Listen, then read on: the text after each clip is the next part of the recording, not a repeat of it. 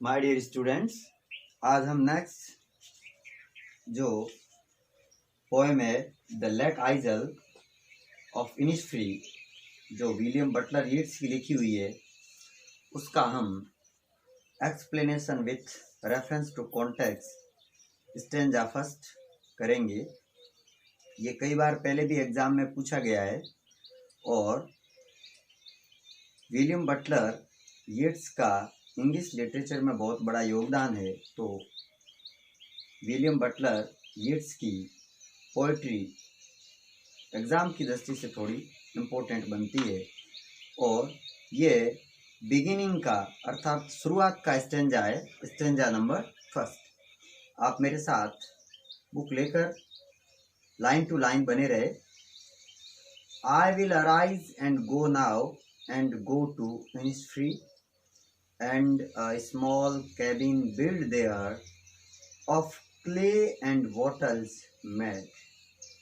9 bean rows will I have there, a hive for the honeybee, and live alone in the bee loud wail. हमने जिस समय इस poem को पढ़ा उस समय काफ़ी इम्पोर्टेंट स्पेलिंग मीनिंग डिस्कस करी थी कि केबिन का मतलब हम अच्छी तरीके से जानते हैं कि लकड़ी से बना हुआ कोई छोटा मकान या कुटिया या छोटा जो कॉटेज होता है उसे केबिन कहते हैं। केबिन की स्पेलिंग CABIN है और ये जनरल स्पेलिंग मीनिंग में आता है। उसके बाद में क्ले मिट्टी या गारे को कहते हैं। नेक्स्ट जो स्पेलिंग मीनिंग है वो है वॉटल्स। वॉटल्स क्या होता है? Twisted stick for making fans या वॉल्स। दीवार या बाड़ इत्यादि बनाने की एक मुड़ी हुई लकड़ी की टहनी या खपचियाँ होती है जो हम किसी को बांधने के लिए या बाड़ वगैरह बनाने के लिए हम यूज करते, सपोर्टिंग का काम करता है। थोड़ी ट्विस्ट होती है, घूमी हुई रहती है। बीन इंग्लिश का वर्ड है जिसे सेम जो होता है उसे बीन कहते हैं। रो का अर्थ होता है कतार और यहाँ रोज है तो कतारे। हाइव होता है मधुमक्खी का छत्ता HIVE और उसके बाद में हनी बी मधुमक्खी होती है। अलोन अकेला। बी लाउड का मतलब होता है मधुमक्खियों की भिनभिनाहट से गूंजता हुआ। और ये ग्लेड जो है वो GLADE वाला ग्लेड है, GLAD नहीं है, GLADE है। ग्लेड का मतलब होता है क्लियरिंग ओपन स्पेस, जो जंगल में खुला स्थान होता है उसे ग्लेड कहते हैं। तो जो स्टेंजा फर्स्ट है उसका हम हिंदी में जब ट्रांसलेट करेंगे तो सबसे पहले हम क्या करते हैं? रेफरेंस को लाते हैं। किसको लाते हैं? रेफरेंस को लाते हैं। ठीक है ना। ये हमारे एग्जाम पैटर्न में RDSE में भी जो हमारा 10th का जो पेपर होता है उसमें भी 1 out of 2 दो में से कोई एक करना होता है और 9th में ही वैसा ही पैटर्न है, 1 out of 2 करना होता है। 4 मार्क्स का इसका वेटेज है। कितने मार्क्स का? 4 मार्क्स का ये डायरेक्ट आता है। 4 मार्क्स का ये डायरेक्ट रहता है, explanation with reference to context. और 6 मार्क्स के पोएम के क्वेश्चंस रहते हैं जो 2 out of 3 हमें अटेंड करने होते हैं, 3 में से कोई 2।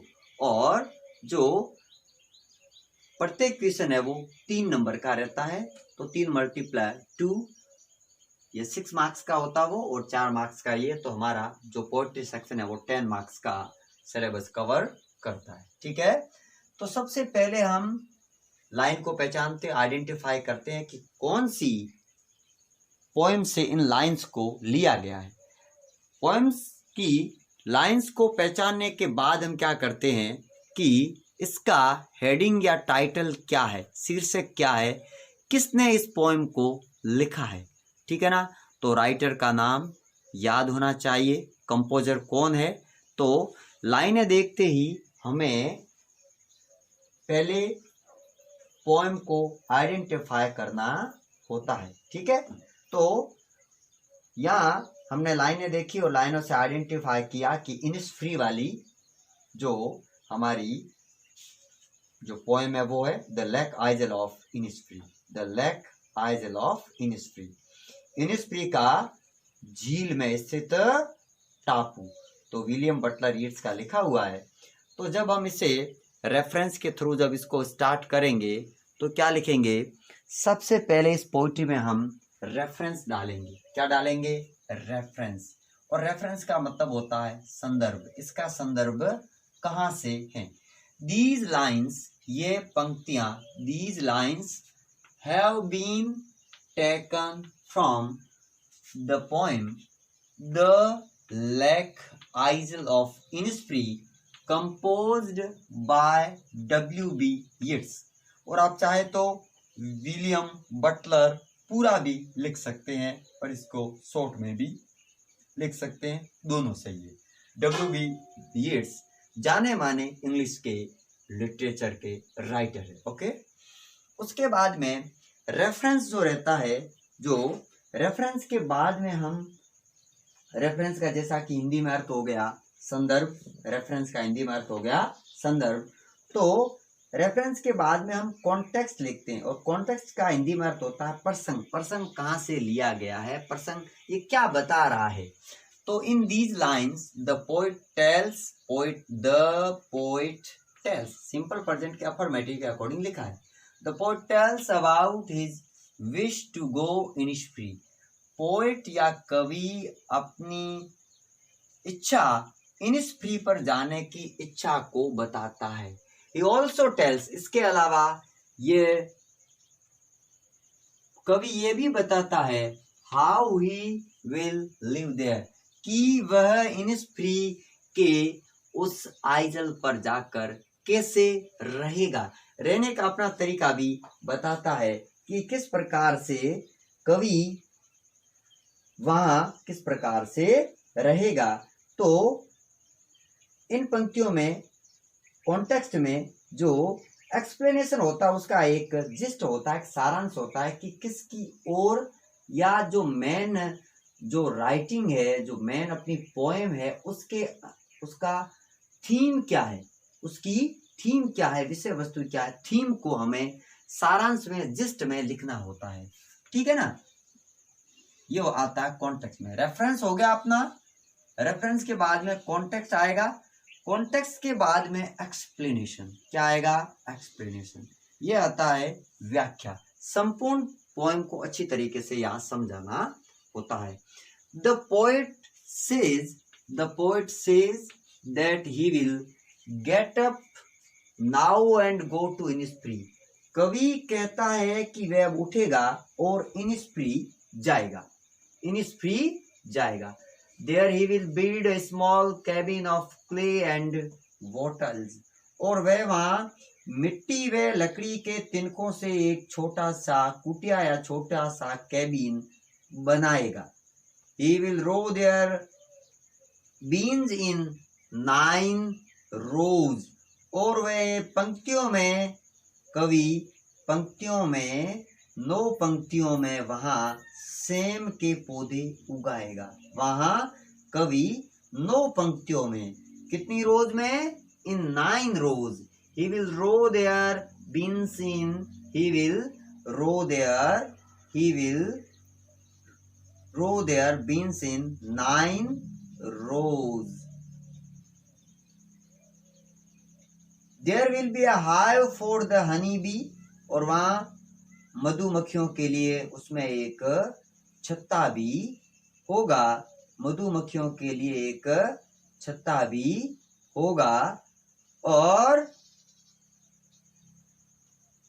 नेक्स्ट लाइन क्या बता रही है, there he will live alone in the glade that will be full of the buzz of bees. और वह मधुमक्खियों के लिए जो छत्ता होगा और वह मधुमक्खियों की उन आवाज से गूंजते हुए उस कुंज में अकेला रहेगा। अकेला वहां रहने की जो W.B. यीट्स है वो अपनी इच्छा व्यक्त करता है कि the lake isle of Innisfree में जाकर के मैं अकेला रहूंगा। राइटर कहता है कि there he will live alone in the glade that will be full of the buzz of bees. मधुमक्खियों के जब भिन भिनाने की जो आवाज होती है उसे बज कहते हैं। ओके, तो जो मधुमक्खियों की आवाज से गूंजते हुए कुंज में राइटर अकेला रहेगा, full of the buzz of बीज। ओके, तो यहाँ तक हमने एक्सप्लेनेशन पढ़ा है। अधिकतर इन सेंटेंसेस में फैक्ट्स है, तथ्य लिखे जाते हैं। सो हम क्या करते हैं, सिंपल प्रेजेंट टेंस के रूल्स अप्लाई करके हम सेंटेंसेस को बनाते हैं, इसे हम लिखते हैं। उम्मीद करता हूँ इस explanation with reference to context को समझने में आपको कोई दिक्कत नहीं रही होगी। ठीक है, आप अच्छे से इसको लिख लें और एक बार और समझ लें। याद करने वाली जो इसमें बात रहती है वो ये रहती है कि हम इसमें जो पोएम का टाइटल होता है, पोएम की जो हेडिंग होती है, शीर्षक होती है, उसे हम याद कर लेते हैं। पंक्तियां देखते ही वो दिमाग में क्लिक कर जाना चाहिए। The lake आइजर of Innisfree. अब विलियम बटलर ईस्ट, राइटर का नाम इनिसफ्री है, तो राइटर का नाम इनिसफ्री याद आते ही आ जाएगा। तो ये उनके द्वारा कंपोज किया गया है। तो these lines have been taken from the poem The Lake Isle of Innisfree composed by W.B. Yeats। ये रेफरेंस में आ जाएगा। उसके बाद में कॉन्टेक्स्ट में in these lines the poet tells about his wish to go to Innisfree. He also tells how he will live there।